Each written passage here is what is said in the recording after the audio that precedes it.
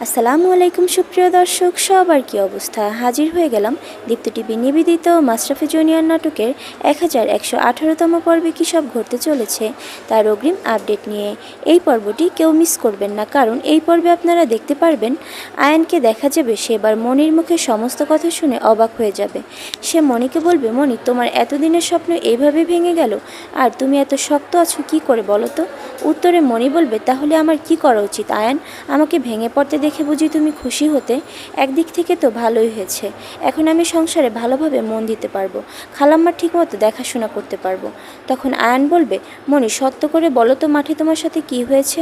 তখন মনি বলবে, মাঠে না আয়ান, মাঠের বাইরে একটা ঘটনা আমার বিবেককে নাড়া দিয়ে ফেলেছে, আমার বিবেককে বাধ্য করেছে এটা করতে। আমি কোনো পাপ করিনি, আমি একটা মেয়ের জীবন বাঁচিয়েছি। এই বলে সে আয়ানের কাছে জান্নাতের বাবার বলা কথাগুলো খুলে বলবে। মনির এমন আত্মত্যাগ দেখে আয়ানকে দেখা যাবে সে মনির উপর অনেক বেশি খুশি হয়ে যাবে, এবং মনি যখন কান্না করতে থাকবে তখন আয়ান মনিকে সান্ত্বনা দিতে থাকবে। আর অন্যদিকে আপনারা দেখতে পারবেন জান্নাতের মা জান্নাতকে জাতীয় দলে চান্স পেয়েছে শুনে সব কিছু মেনে নেবে এবং বিদেশে যাও ক্যান্সেল করে দিবে। তখন সে জান্নাতকে বলবে, ঠিক আছে, বিদেশে যেতে চাও না, ঠিক আছে, মেনে নিলাম, কিন্তু একটা শর্ত আছে। তখন জান্নাত কী শর্ত আছে জানতে চাইলে জান্নাতের মা বলবে, বিদেশে গিয়ে যে টাকা তুমি ইনকাম করতে তা তোমাকে দেশে বসে খেলে ইনকাম করে আমাকে এনে দিতে হবে। যদি রাজি থাকো তাহলে ঠিক আছে, নয়তো 1 মাসের মধ্যে তোমাকে আমি বিদেশে পাঠিয়ে দিব।